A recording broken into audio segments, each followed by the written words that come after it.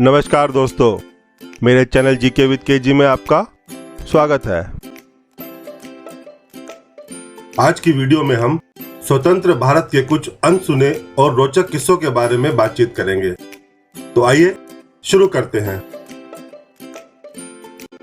शुरू करने से पहले मेरे चैनल जीके विद केजी को सब्सक्राइब करना ना भूलें और साथ में लगे बेल आइकन को भी दबा दें, जिससे भविष्य में आने वाली वीडियो का लिंक आप तक सबसे पहले पहुंच सके।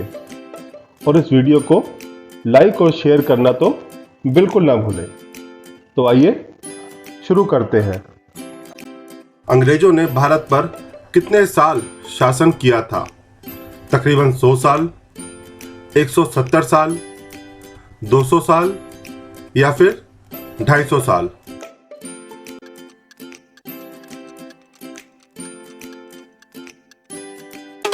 साल। 1757 में प्लासी की लड़ाई में रॉबर्ट क्लाइव के नेतृत्व में ईस्ट इंडिया कंपनी ने बंगाल के नवाब सिराजुद्दौला को पराजित कर दिया था। इसके साथ ही भारत में ईस्ट इंडिया कंपनी का शासन स्थापित हो गया था। भारत की स्वतंत्रता के लिए भारतीय राष्ट्रीय सेना का निर्माण किसने किया था? भगत सिंह, मंगल पांडे, सुभाष चंद्र बोस या फिर महात्मा गांधी?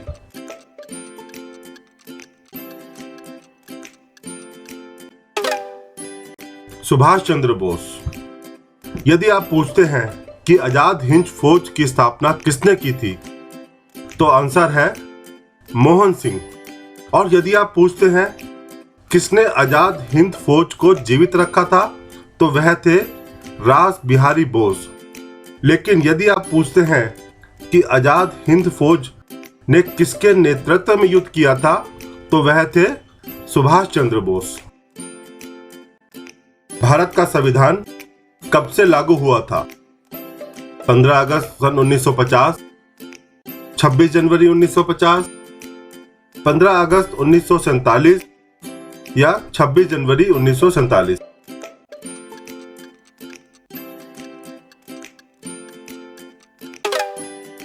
26 जनवरी 1950। भारत का संविधान भारत का सर्वोच्च विधान है, जो विधानसभा द्वारा 26 नवंबर 1949 को पारित हुआ और 26 जनवरी 1950 से प्रभावी हुआ। 26 नवंबर भारत के संविधान दिवस के रूप में मनाया जाता है, जबकि 26 जनवरी का दिन भारत में गणतंत्र दिवस के रूप में मनाया जाता है। भारत का संविधान विश्व के किसी भी गणतांत्रिक देश का सबसे लंबा संविधान है। किसने भारत की आजादी के बाद गोवा को अपना राज्य घोषित किया लेकिन असफल रहा? अंग्रेज, डच, फ्रेंच या पुर्तगाली?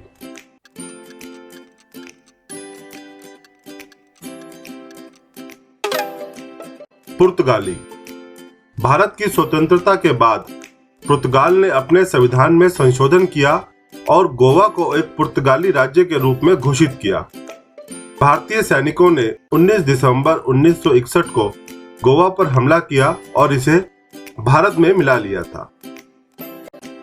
भारत का अंतिम गवर्नर जनरल कौन था?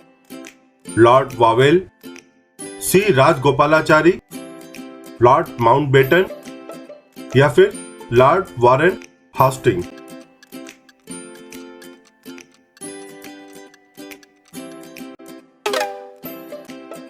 सी राजगोपालाचारी। अंतिम वायसराय लॉर्ड माउंटबेटन थे और भारत की स्वतंत्रता के बाद लॉर्ड माउंटबेटन स्वतंत्र भारत के पहले गवर्नर जनरल बने। स्वतंत्र भारत के अंतिम गवर्नर जनरल सी राजगोपालाचारी थे। भारत के प्रधानमंत्री 15 अगस्त को ध्वज कहां पे फहराते हैं? राजपथ पर, इंडिया गेट पर, दिल्ली के लाल किले पर या भारत के सर्वोच्च न्यायालय पर?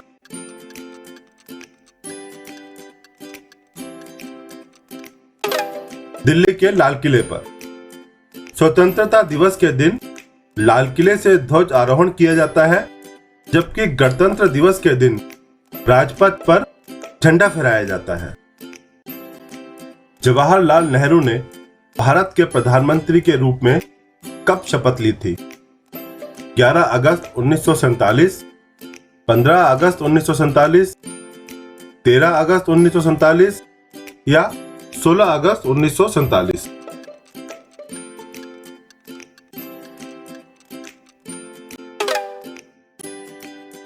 पंद्रह अगस्त 1947। जवाहरलाल नेहरू जब भारत के प्रथम प्रधानमंत्री बने तब वह लगभग 58 वर्ष के थे और 17 साल तक उस पद पर बने रहे।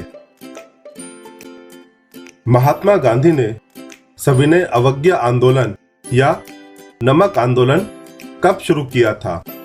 1918 में, 1920 में, 1925 में या फिर 1930 में?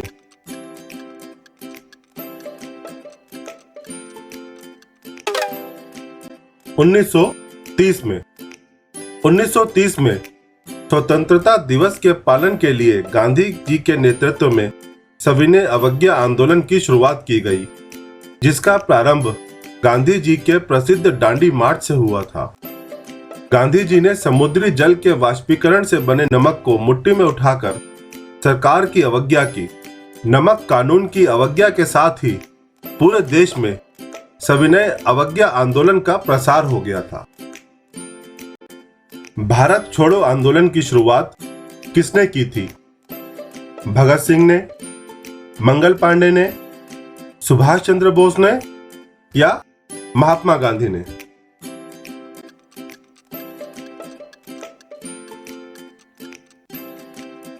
महात्मा गांधी ने। इसकी शुरुआत महात्मा गांधी ने 8 अगस्त 1942 में मुंबई अधिवेशन में की थी। तुम मुझे खून दो, मैं तुम्हें आजादी दूंगा, यह नारा किसने दिया था? भगत सिंह ने, मंगल पांडे ने, सुभाष चंद्र बोस ने या राम प्रसाद बिस्मिल ने?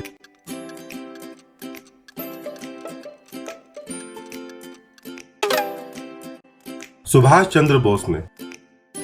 नेताजी अपनी आजाद हिंद फौज के साथ 4 जुलाई 1944 को बर्मा पहुंचे थे।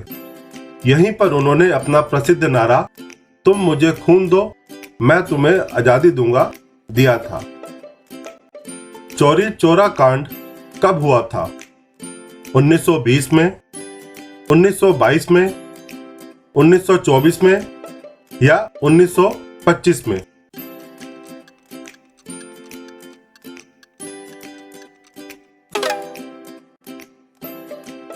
उन्नीस सौ 22 में। चौरी चौरा उत्तर प्रदेश में गोरखपुर के पास एक कस्बा है, जहां 5 फरवरी सन 1922 को भारतीयों ने ब्रिटिश सरकार की एक पुलिस चौकी को आग लगा दी थी, जिसमें उसमें छुपे हुए 22 पुलिस कर्मचारी जिंदा जलकर मर गए थे। इस घटना को चौरी चौरा कांड के नाम से जाना जाता है। भारत के विभाजन की घोषणा किस अंग्रेज ने की थी? Lord Minto, Louis Mountbatten, Lord Irwin या लॉर्ड माउंटबेटन ने?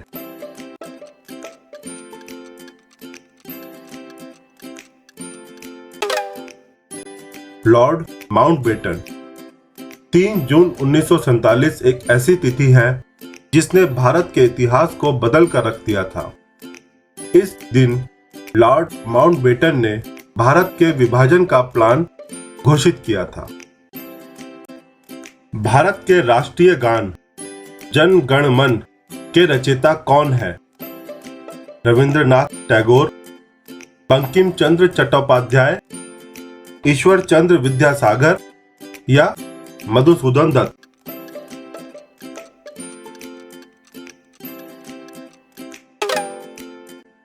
रविंद्रनाथ टैगोर।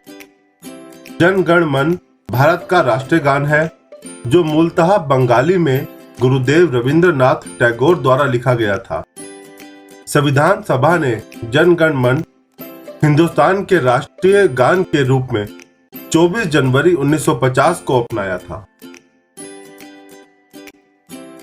भारत के राष्ट्रीय गीत वंदे मातरम के रचयिता कौन है?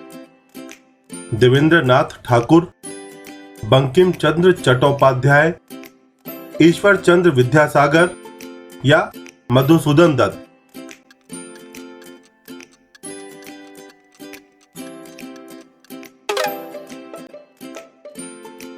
बंकिम चंद्र चट्टोपाध्याय। बंकिम चंद्र चट्टोपाध्याय बांग्ला के प्रख्यात उपन्यासकार, कवि और पत्रकार थे। भारत के राष्ट्रीय गीत वंदे मातरम की रचना उन्होंने ही की थी, जो भारतीय स्वतंत्रता संग्राम के काल में क्रांतिकारियों का प्रेरणा सूत्र बन गया था। अशोक चक्र में कितनी तीलियां होती हैं? 12, 18, 24 या फिर 30?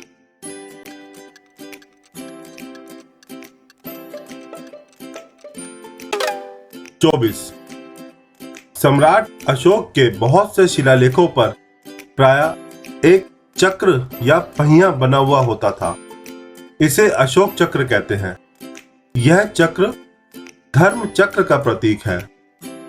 अशोक चक्र में जो 24 तीलियां हैं, उनमें 12 दुख की और 12 दुख के निवारण की अवस्थाओं का प्रतीक है।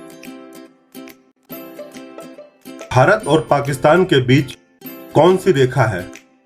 मैकमोहन रेखा, पाक जल संधि, डूरन रेखा या Radcliffe line?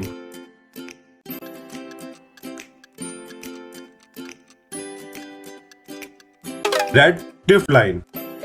Radcliffe line अगस्त 1947 को भारत विभाजन के बाद भारत और पाकिस्तान के बीच सीमा बन गई थी।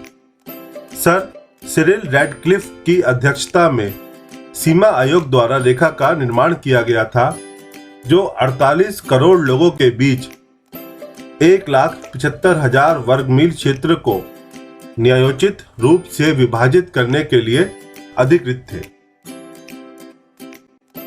15 अगस्त भारत के अलावा कितने देशों का स्वतंत्रता दिवस है? 3, 4, 5 या 6?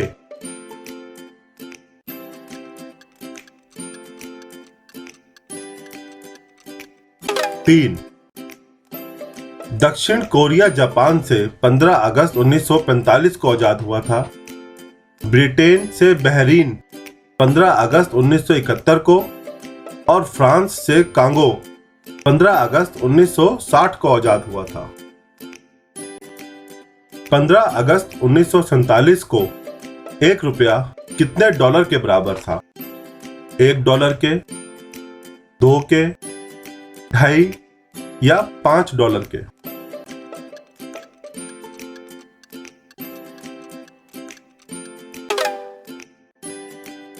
$1 के।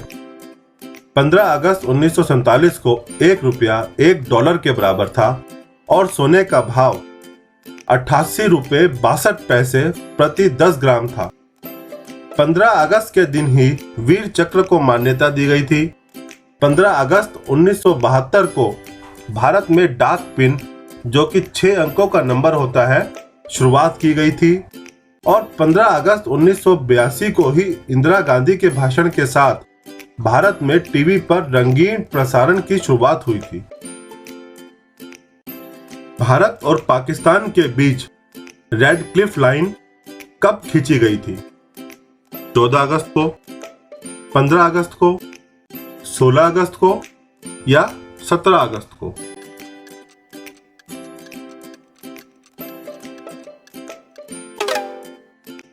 सत्रह अगस्त को। 15 अगस्त तक भारत और पाकिस्तान के बीच कोई सीमा रेखा नहीं थी। यह 17 अगस्त को रेड क्लिफ लाइन के रूप में खींची गई थी। जवाहरलाल नेहरू जी ने पहली बार लाल किले से तिरंगा झंडा कब फहराया था? 14 अगस्त को, 15 अगस्त को, 16 अगस्त को या 17 अगस्त को?